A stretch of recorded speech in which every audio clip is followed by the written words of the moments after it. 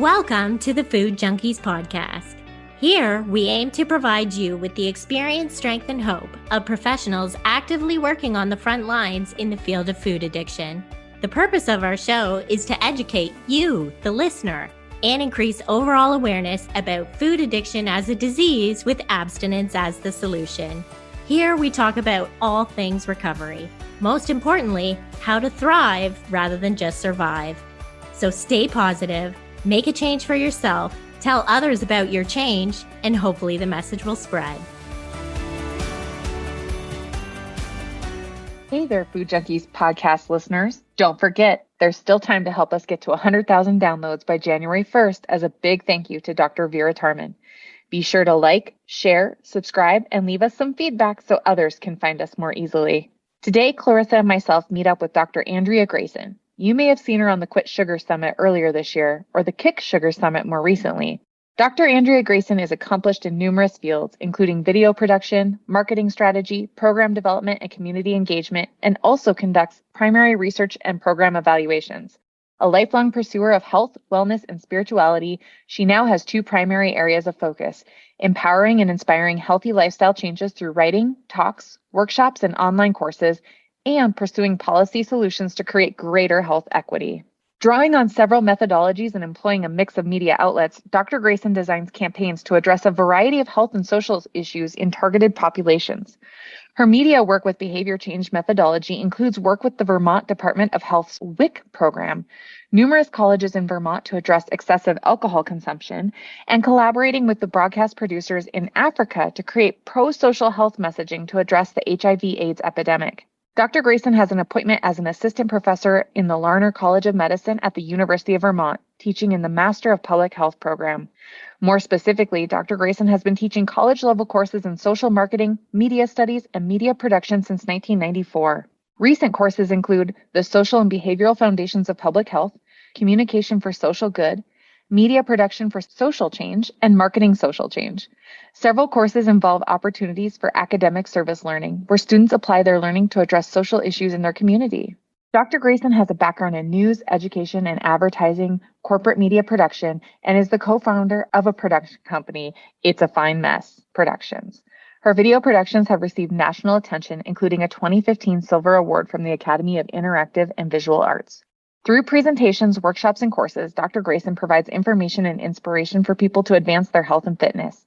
Her current startup is Breaking Free from Sugar, a 1-month journey to reclaim your health for good. Clarissa and I wanted to know Andrea's personal and professional stories and how they merged, the 5 pathways of sugar dependency, who her program is a good fit for, the 9 areas of health she assesses for and works with clients to improve, behavior change and why it can be difficult. We talk a bit about public policy and the actions we can take, and stick around to find out how Andrea answers our signature question.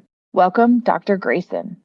Welcome to this episode of the Food Junkies Podcast. Today we have Dr. Andrea Grayson, and we are just going to jump right in. So we would like to know, can we hear your personal and professional stories and kind of how they came together to where you are working today? Absolutely. Absolutely. So my story starts back when I was 13 years old, when I announced to my parents, who were not very pleased, that I was becoming a vegetarian. And so when I became a vegetarian, I was a terrible vegetarian. I basically just took out the meat, and I was still eating granola for breakfast and pasta for lunch and the candy bars. And I just thought I was all morally upright by not eating meat, and really had no idea of, I heard about you should eat protein. And so I was paying attention to protein, I guess, but had no idea about carbohydrates, had no idea about the role of fat, and then the 80s hit and the low fat everything hit, which meant more sugar in things for flavor enhancement. So I was just struggled with my weight from when I was an early teenager. And I was stuck in the model of calories in, calories out, and thought, well, if I could still fit into my jeans, I must be fine. But it was still a struggle. And there were times that I would force myself just to eat salad for a week, just to try and get back to something that felt better.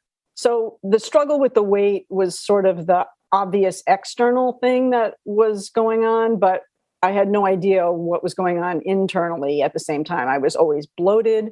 I had all sorts of gut issues. I had a wheat sensitivity that I didn't know. And then I learned about gluten-free, but gluten-free might be good for the gut, but it's terrible for your blood sugar. It's all filled with starches, tapioca starch, and like all these other things. So I thought I was eating healthy, but still wreaking havoc on my gut and my blood sugar. So fast forward to 2016, and I'm working in public health. I work as a public communications consultant, public health communications, which is basically behavior change communications. And we study and I research and I do campaigns to help improve the public's health. I work for the Department of Health to help women breastfeed longer, create onboarding materials for the WIC program. And I also teach about that methodology, the behavior change communications in the Masters of Public Health program. So I'm immersed in what makes good health and what makes bad health. And actually in 2016, I was researching a book that I was calling Health Jacked, which was about the role of marketing, the role of advertising in the obesity epidemic, because it's normalized eating cereal for breakfast, which is probably the worst possible thing a child could eat or an adult could eat for breakfast. But the ubiquity of seeing cereal on TV for so long made it seem like, of course you eat cereal for breakfast because we see people do it all the time. So I think the marketing piece and advertising piece is should be held culpable in our chronic disease pandemic. And that's what I was writing about. And yet, at the same time, I was still completely in denial of my own sugar addiction. So it was a pretty prophetic moment for me. I was in the grocery store and I had just finished my groceries and I was looking for something to snack on in the car on the way home. Something I did every day, every time I went shopping. Sometimes it was healthier than others, but on this particular day, I'm reaching for a dark chocolate peanut butter cup. And I hear a voice in my head say, "You can have that. You worked out today." That's something I must have said to myself 100 or 1,000 times. My treats were justified by my workouts, or I would make myself work out the next day harder because I indulged the day before. But on this particular day, for some reason, I heard it as a voice. And I was able to say, wait a sec, who's that talking? That doesn't have to do with my health goals. That doesn't have to do with my desire to eat less refined foods. It doesn't do with my understanding of sugar. Why is that? And then it really dawned on me, oh my goodness, that's the sugar talking. Oh my goodness, have I been addicted this whole time and not even realized it? I did a pivot from looking at public policy to understanding what sugar does in the body. And one of the first things I learned, it took me a little while to get there, was that it actually was talking to me, that sugar talks to you. So there's good bacteria and bad bacteria in the gut. And simplifying, the good bacteria feed on fiber and the bad bacteria feed on sugar. So, and through the vagus nerve, it sends a signal, oh, feed me. And then it comes out your brain and says, oh, you can have that. You worked out today. All of this, I went in a swirl in the supermarket and I'm thinking, oh my goodness, is this really happening? Am I really an addict? And I spent the next 2 years trying to heal my own addiction. I usually tell people it takes 2 weeks, 2 months, and 2 years to sort of heal a sugar addiction, at least in my experience. 2 weeks to get through the detox process, 2 months to start building new habits, and then really 2 years to have enough, not discipline, but really understanding of what it does to you so that when you make a choice to have a treat, you can back off and don't feel like you have to finish the bowl or have another piece. That I call it a safe relationship. It took me 2 years to have a safe relationship with sugar. Yeah. So, and then that evolved somehow right into what you do now as far as working with people in your Break Free from Sugar program. Can you talk to us a little bit about that program, the 5 pathways of sugar dependency, that kind of thing? Yeah. So as I was trying to figure it out my own self, I was a laboratory of one and trying to understand why sometimes I just tried to understand, pay attention to what all were the pulls from me. And over time, I categorized these times and these places and these situations and the justifications and tried to put it in. And then I was also learning more about the biology. And so I put it into this framework called the 5 pathways of sugar dependency. And if you address all 5 of those, you're going to be much better equipped when you want to quit. Because if you just address the dopamine and the pleasure piece, you're still going to have habits and rituals and stress. And that'll flare up and then you'll go. And it takes time and a coordinated effort to understand all the different triggers. So the 5 pathways that I come to understand are chemical, hormonal, biological, emotional, and habitual. And I'll explain each of those. So the chemical pathway is the dopamine, the pleasure pathway. And for many people, it is the hardest one because sugar is such a reliable source of pleasure that, in fact, we have become, I think of it as a cheap pleasure because it takes no effort to open a candy bar. It's always reliable and it's always there. And it really feels to me like it's hijacked our pleasure centers because it is so aggressive with the release of dopamine that we have lost our sensitivity to the simple pleasures of taking a clean, deep breath outside or a beautiful sip of cool water can be such a wonderful source of pleasure that we're so used to this jacked up, hyped up dopamine splurge that's part of the healing process is rewiring your brain to become more sensitive to your taste buds and your physiological reactions to be more sensitive. I'm sure you've worked with people who say, I used to love eating this and now I can't even put it in my mouth, or now I taste the real sweetness in the broccoli, because it just takes a little while to retrain your brain. So that's a really powerful pathway, is the pleasure pathway, the reliance on the quick pleasure. The hormonal pathway is the insulin pathway and the blood sugar roller coaster that you go on when you have sugar, particularly when you started in the beginning of the day. We have sugar or simple carbohydrates, and then the insulin chases it and we come down, and then we need another boost and then another boost. And so that search for energy to maintain our energy for the day, that's another dependency. So advocate for a very low carb diet, particularly when you're trying to quit, so that you can maintain your insulin levels as evenly as possible so you don't have to go on this energy seeking roller coaster. Then the biological pathway is the gut bacteria pathway. So as I mentioned earlier, there's good bacteria and bad bacteria in your gut, and they both need to be fed. And the bad bacteria thrives on simple carbohydrates and sugar, as well as lots of other things make for a dysbiosis in the gut. And that mix of bad bacteria wants to be fed by bad things, basically. So when the bad bacteria want to be fed, they send messages to your brain and justify. The way I feel it is like this momentum, like there's nothing that's going to stop me from finishing that bag of chips. Like there's just this, like I know the train wreck's coming and I'm on the train. For me, that's the gut bacteria I perceive that as gut bacteria just wreaking havoc on my biology. So those are they're all the physiological pieces. And then the other two pieces are the emotional and habitual. And the emotional is the stress response. Binging on carbs and sugar works.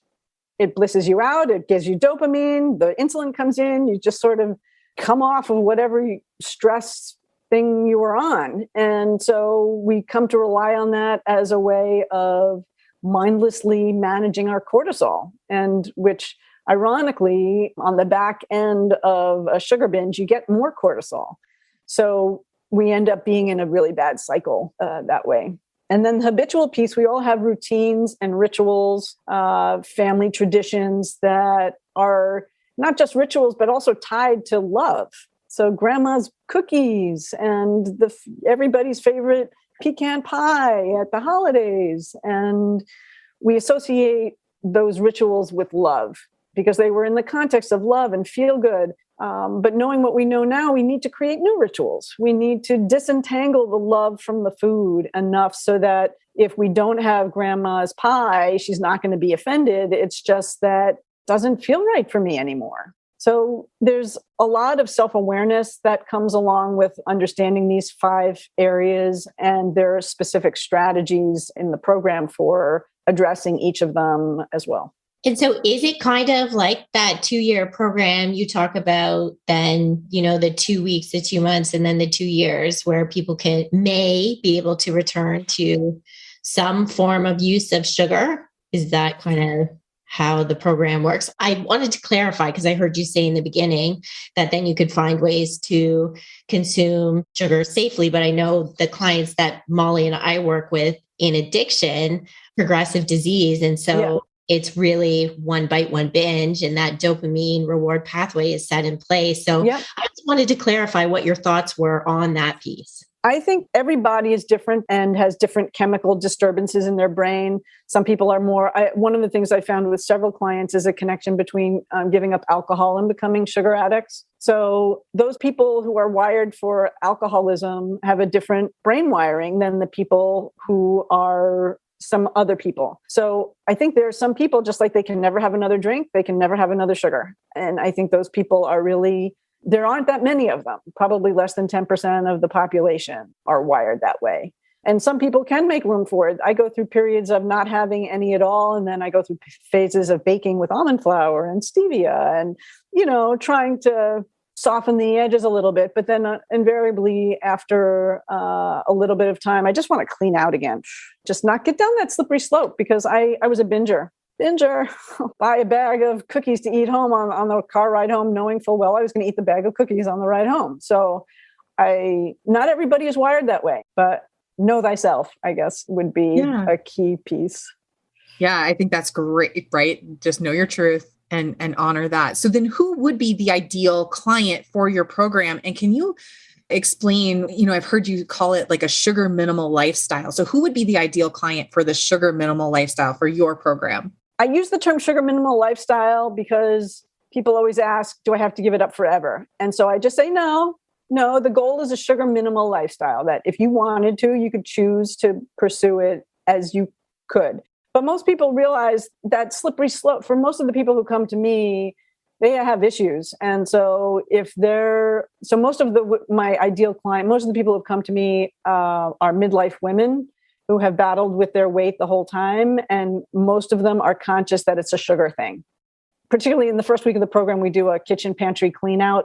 Some of them are just surprised what's lurking in there that they didn't consciously remember, but just in case of emergency food and everything. But I have also worked with several men and as well. So it's not just women, but it's mostly women. And I use the term sugar minimal lifestyle, like I said, to not scare people away, because when chocolate is your best friend, to say you can't have it anymore, of course you're going to feel deprived. Of course. So until you start raising up those other areas of pleasure, until you start minimizing the habit of jacking your brain with so much dopamine, until you start reacclimating your system, of course, you're going to feel deprived. And so I talk a lot about pleasure. And I think it's really important for people to not feel like they have to buy or bake something to feel good.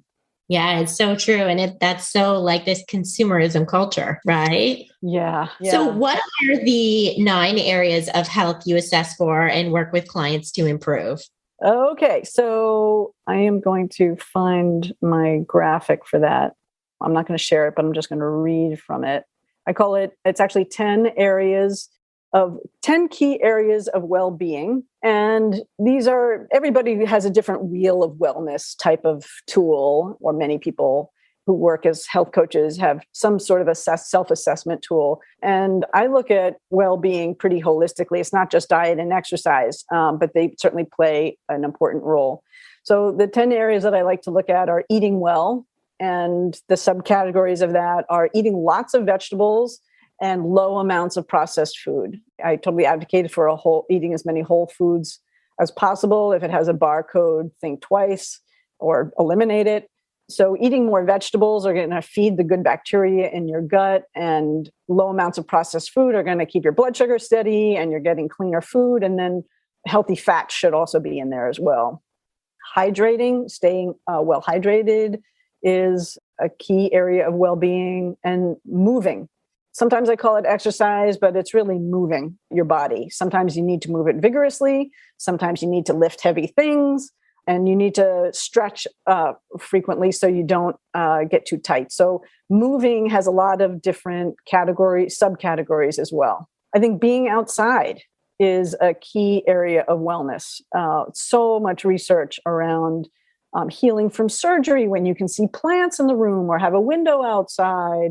There's a whole field of research in Japan around forest bathing. That spending a couple of hours in the woods without a purpose just observing, smelling, feeling, breathing is a stress reliever. And there's also some research that when you exercise outdoors, you have the extra added benefit, extra oxygen and stress relief. So there's extra well-being when you're moving outside. Restful sleep for most people, it's 7 to 8 hours, super important for detoxification of the body, for mental clarity, all sorts of things there. I think having a reflective practice or a contemplative practice or a mindfulness practice is pretty important, especially this day and age when we're so distracted and get so much dopamine from our devices, that having a counterbalance to become more thoughtful and more choiceful around everything about what we choose to eat, but also how often we pick up our phone, how we take the time to prepare a meal or be with friends or family, that all of those things are enhanced with a reflective or contemplative practice that lets us set our intentions and reflect on our actions and feelings so we can learn from them. I think learning in general is a key area of wellness. If the brain is not learning something new, it's not engaging. And you don't have to do anything to learn. You can just reflect to learn about yourself, or observe to learn how certain things happened or happened in patterns. But learning is the brain is built to learn. And if we exercise that, we're less likely to be bored, and because boredom leads to mindless eating. I think playing and creating are also an important part of wellness. Just playing or creating something, creating in the kitchen, or making something handy, doing something handy. But the brain loves to create and it loves to play. And we learn so much, have so much pleasure and dopamine from playing. So playing and creating fall into that another category of wellness. Social connection, so important to feel like we're part of a community and have intimacy with ourselves and also with the people in our lives.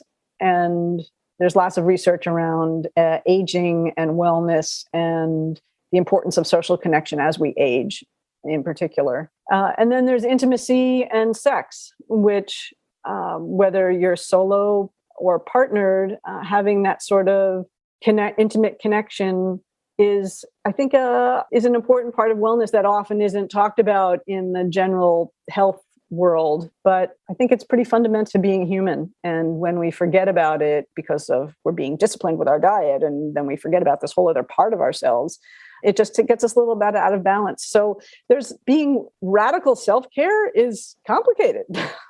There's a lot of pieces to feel really good. And sometimes we don't notice when one piece is lacking. It sort of drains a little energy out of the vibrancy of the fullness, but we might not notice it because it happens gradually, or it's just one piece, or you don't have time. But as you bring it back online, we feel more buoyant, we feel more whole, we feel more well. And then that leads to just happiness and productivity. Yeah. And so much of what you described is what Clarissa and I do with our clients every day, either individually one-on-one, or we run a group as well. And, we have these 10 modules, and I feel like we hit on every one of them, or pretty close to every one of them. So it's like, okay, check, we're doing something right.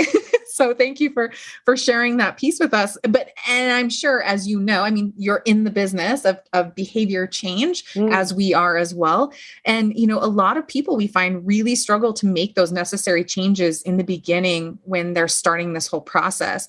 Can you talk to us about that resistance, that brain resistance to change, and some of the ways that we can help clients start to work around them? Yeah. So the brain, I built a mini course that I haven't really launched yet, but it's called the 3 Ways Your Brain Resists Change, or 3 Things to Know About Your Brain and Self-Sabotage.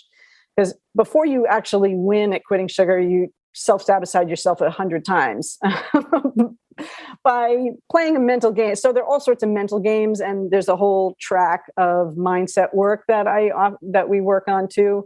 But before I dive into that, I just want to say I've tried several iterations of my course. I've tried it self-directed with a Facebook group. I've tried it longer. I've tried it shorter. Right now, the format is a month long and with weekly phone calls. So it's a cohort model. And because everybody in the first week wants to know, what do I eat for breakfast? So they learn from each other, and we share resources, and we're going through it together. And so if someone is struggling and feel like it's going to be too much of a struggle on their own, join a group, because the group gives you, not only is there interpersonal learning, but there's also support, and there's some place to go when you're not sure what to do, or you think you're going to go off the rails, or does everybody have a headache? So I think doing it in a group setting, like I did it alone, I'm sort of a loner that way, but a lot of people aren't. So for the self-directed people, just give me the information and I'll be fine. There are plenty of them, but I think there are more people who just, oh my gosh, if I have to give up sugar, I don't want to do it alone. So finding your people, and it's also really hard. I found it takes a lot of personal power to be the only one in your household that is changing the way we're eating, because food is comfort, it's familiar, and what do you mean we're not having macaroni and cheese anymore? So I think if you can't bring your people with you, you have to, I hate to tell people you have to make 2 meals, but you do need to make sure that you maybe make a version for them and a version for you. So maybe you make macaroni and cheese with zucchini noodles for you, and macaroni and cheese with the elbow noodles for everybody else. You can make little adaptations so that you can not spend all the time in the kitchen. And when you're working and you have to feed kids, it's really hard to try and get that all done. But I'm sure you work with your clients to be creative and find the easy fixes. And there are workarounds. If there's a will, there's a way. So 3 ways, and there might even be more than this, but 3 ways that your brain resists change is, one is that it's wired to keep you safe. So the rear brain, the amygdala, is the reptilian or the primitive brain. And its primary job is to keep you safe, which means don't change, because change means we don't know what's going to happen. So if you always walk, the common example of the reptilian brain in action is you're walking down a path and you see a tiger. You're not going to walk down that path again because you saw a tiger. You're going to want to walk down another path. And so the brain remembers what caused danger, but ice cream does not cause danger. The ice cream is pleasure. And so because of the brain's propensity for pleasure, which we talked about that's another default wiring of the brain is the pleasure principle. And dopamine and pleasure it's not just pleasure, it's related to motivation and reward.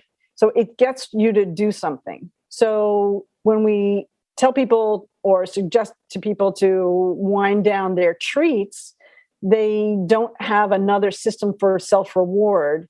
And so that's a form of resistance. Like, why would I want to give up wine, or why would I want to give up chocolate? Because their brains haven't even gotten through thinking about where else they're going to get pleasure. They're just thinking about the short-term, easy, accessible pleasure. And I want my pleasure now.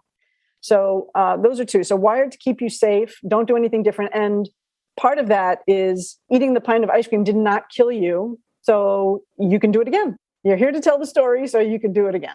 And then the third one is the brain is wired to conserve energy. So the brain loves a habit. It doesn't care if it's a good habit or a bad habit, it just loves a habit. The habits we have for our actions and our eating habits or our stress response are also, those habits are wired, and to rewire them takes energy, and your brain tries to conserve energy. So the biggest part of changing habits is just the initial, I think about it as a record needle picking up out of one groove and moving into another groove. It takes a little effort to do that, but then it's persistence and consistency. And one of the things I use to help my clients change their habits is we use a whole bunch of different mantras. So the mantra is of Eastern technology that is used to help you remember what your goals are, or your purpose, or your spiritual connection. And I use it pretty broadly in this context, but because becoming aware of how you talk to yourself is so important in this work, because for up until the point we start questioning what our voices is saying, we think it's truth. I thought for years, I can have that. I worked out today. I thought that was truth. I thought that was, but until I questioned that, is that really true? Until I was able to separate the thought and replace it with another thought, it was an automatic, it was a habitual thought.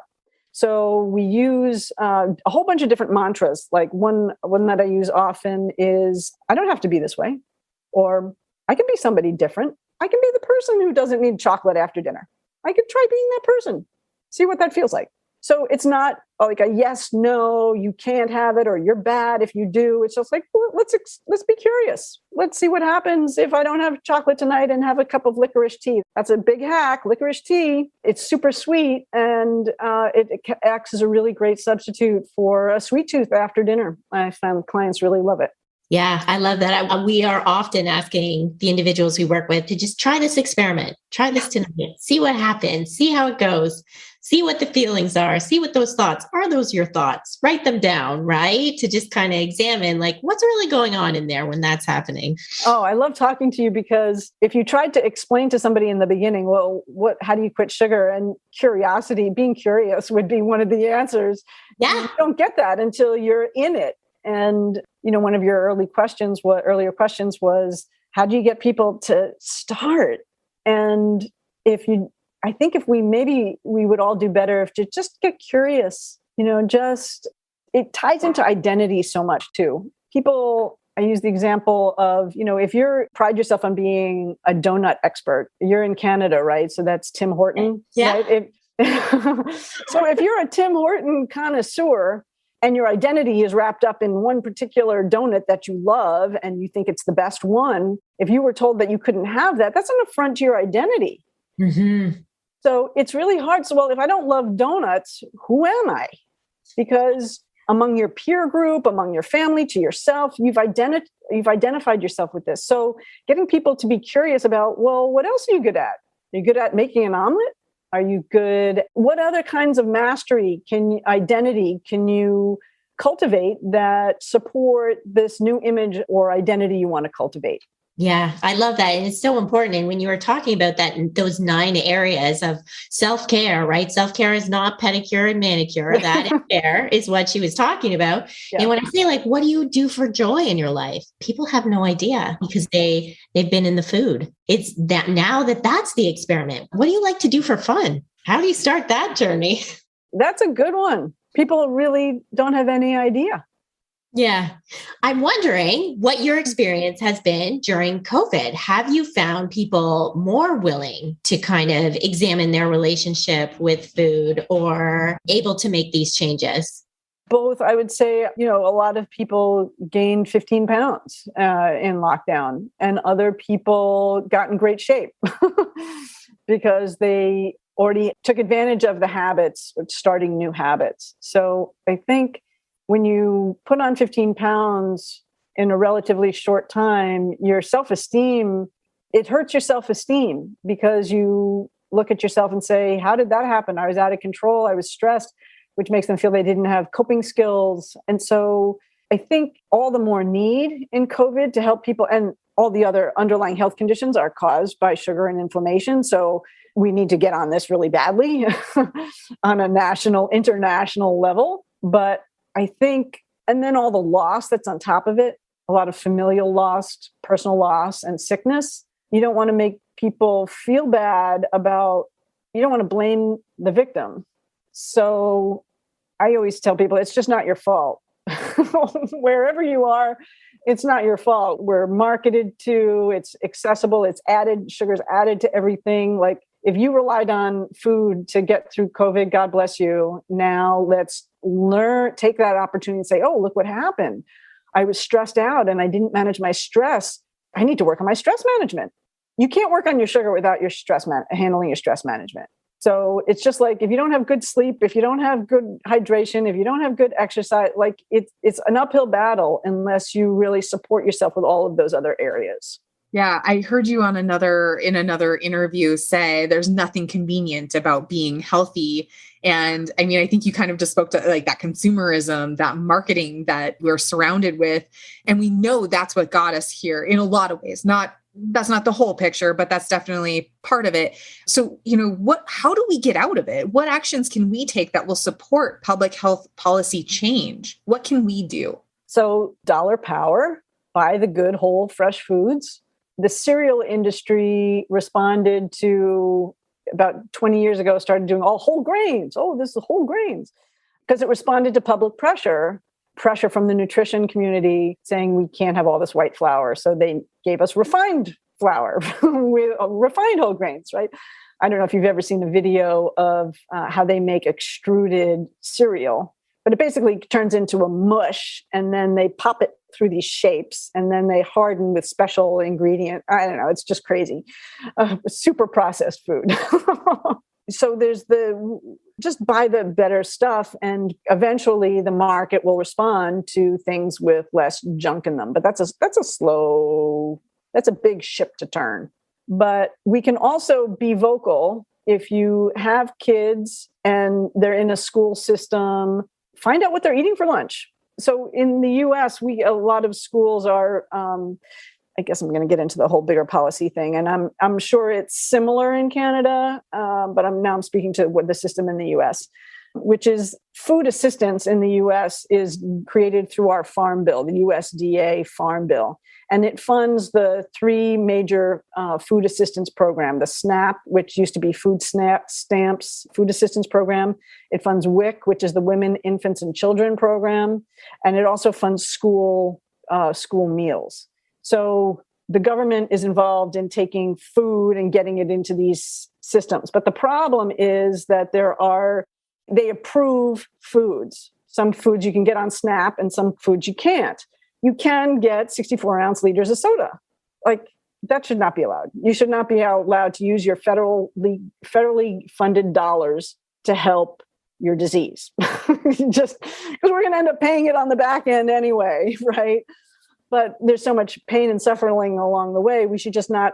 So I think on a policy level, we need to look at what the rules are, what we're funding now, what's allowed and what's not allowed, without making it too many hoops for the people that need it the most. One of the arguments that I've heard about not removing soda is that it's punitive to the people who have limited dollars. And I say, okay, well, they should be spent with, they have limited dollars, they should not be spending it. But there's all sorts of issues with eating processed food and fast food. When you can feed a family for $6, we have a problem. But there's certainly policy things that can help that. And on an individual level, we need to just talk about it more. If we give up sugar, don't be, as an individual, don't be shy about talking about it with your friends. Or as we learn more, because it's not part of the zeitgeist now. So I'm still like the worst person to invite to a party, because if anybody says, what have you been doing lately? I help people get off sugar. They're like, ooh, do I have to do that? Like, people just don't want to hear it. So but we need to normalize it. And thankfully, there's been much more press about it in the online press, in the New York Times. There are journalists regularly writing about it now, because there was so much suppression of the sugar research back in the 70s and 80s. That now some of those cover-ups, the scientific cover-ups have been released. So the journalists, and then if you ever have a conversation with your legislators, they do want to hear what issues are important to their constituents. And so it's really a powerful, at least in the US, it's a powerful way to get the issue on the register of the public policymakers. And more people doing this, more people being interviewed in magazines, more people. Yeah, I'd love to see more nonprofits pop up around food education and go into schools and do real nutrition education. And that's the other thing too, is that in schools, not only are they fed chocolate milk at lunch every day, but they're not taught about where food comes from.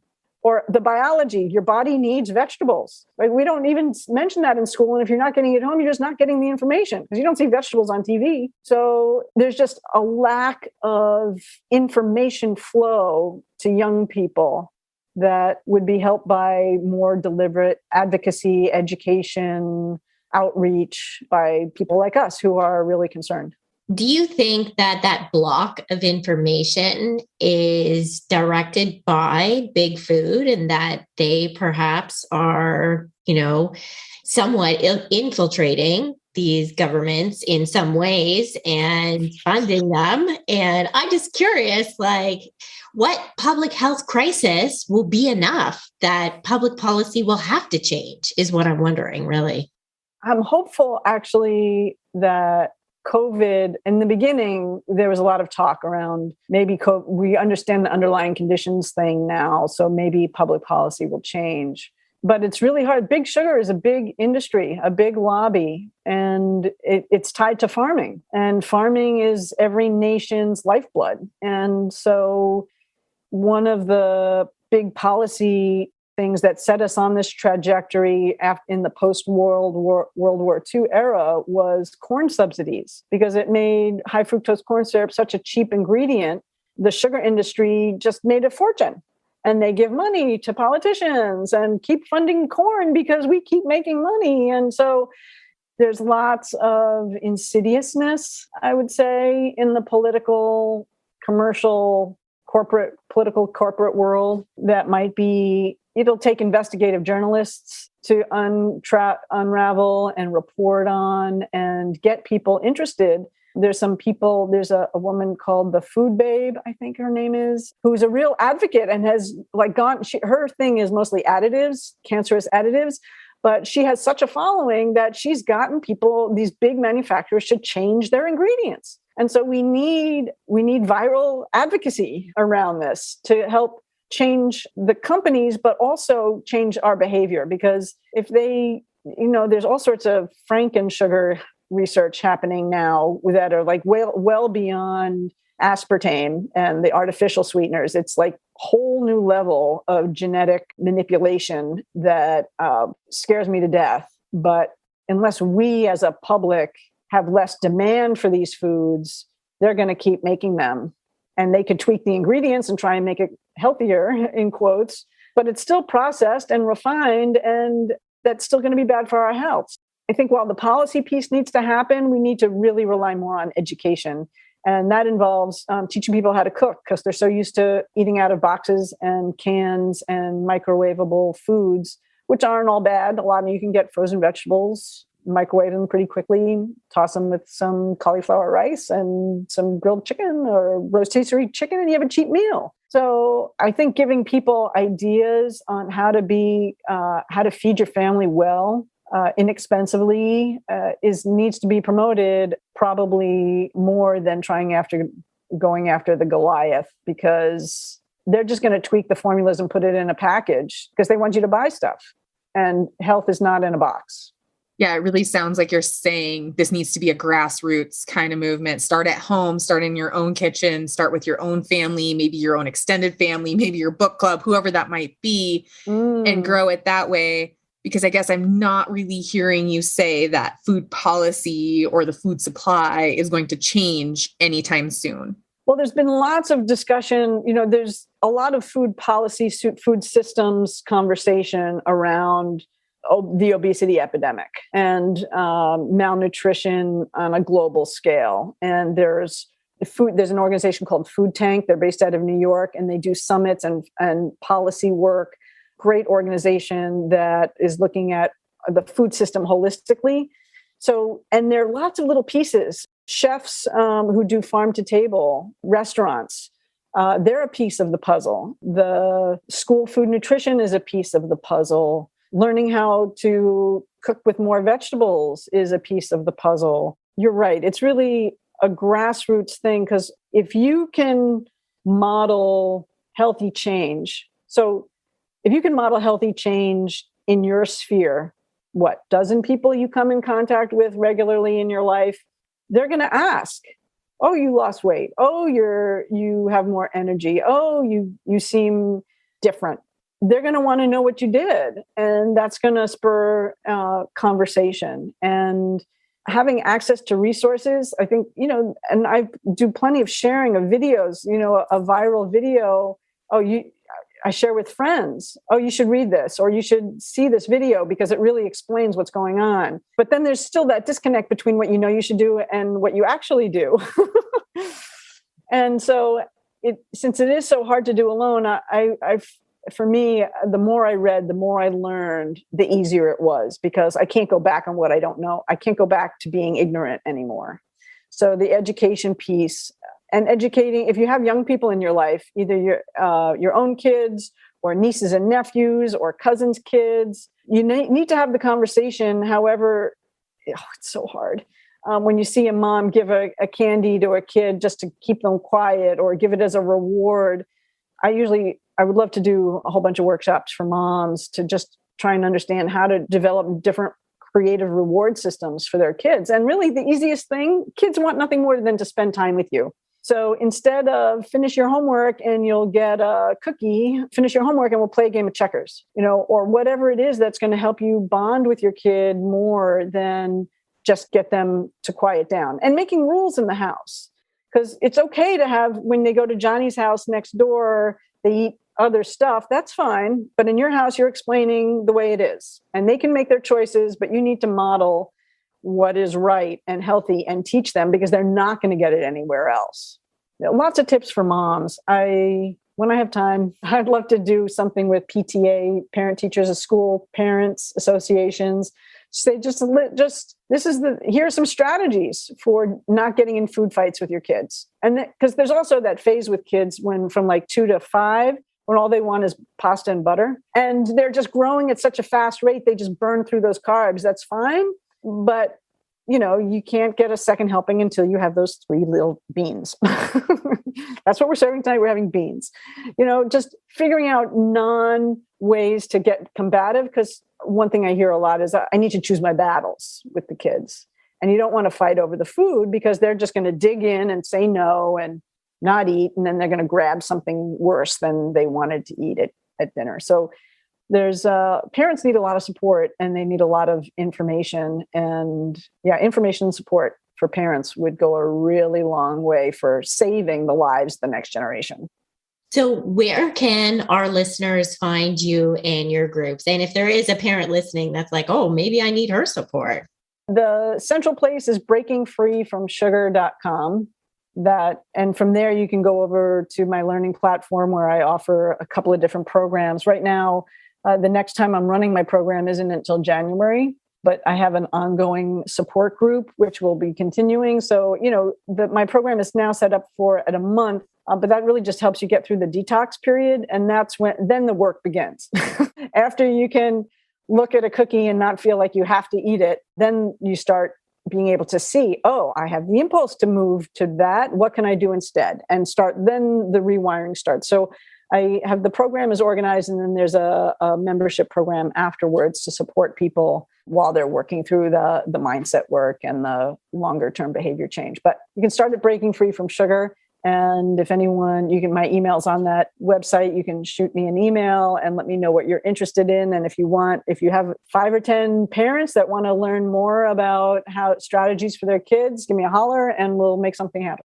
Yeah, I think that when you get that going, we're going to have you back because I have small children myself, but then many of my clients, probably because I attract that same clientele. This is a lot of what we spend time on is how do I do this with my children? And, but my children are eating these things and bringing them into my house, all of those, little nuanced things that we need to really work with people on. So that would be great. So hopefully we can have you back. But before you go, we have a signature question. Yes. So if you could tell a younger version of yourself something about sugar addiction, what would it be?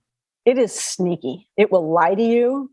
It will convince you otherwise. It is really sneaky. It shows up in your thoughts. And I think because of that, I was in denial for such a long time. So I would say I sometimes get the image of like a little devil with the horns, like it's going to get you. It's going to get you. And it's going to try and not let you change because that's also tied to your brain wiring that doesn't want to change because this worked and you got pleasure and it was reliable. So I would say don't underestimate it. Don't underestimate it and don't believe everything you think. Love that. That's perfect. It's so true. If it sounds like you, but it's not you. Yes. Well, thank you so much for coming on the show today. It's been such a delight to have you. Yes, my pleasure. Thank you so much for your good work. Do a program for parents. I bet they would eat it up. 2023. All right. Here we come.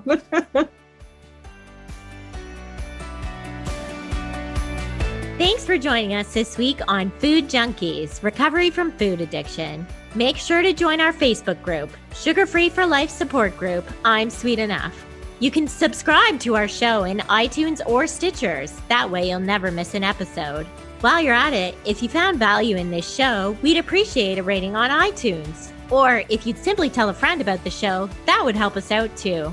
Don't forget to pick up your copy of Dr. Tarman's book, Food Junkies, which is available on Amazon. If you have any additional questions, both Molly and Clarissa are food addiction professionals and work one-on-one with clients. You can find their websites and email addresses in the show notes. Be sure to tune in every Friday when our new episodes drop. As Vera loves to say, the power is ours.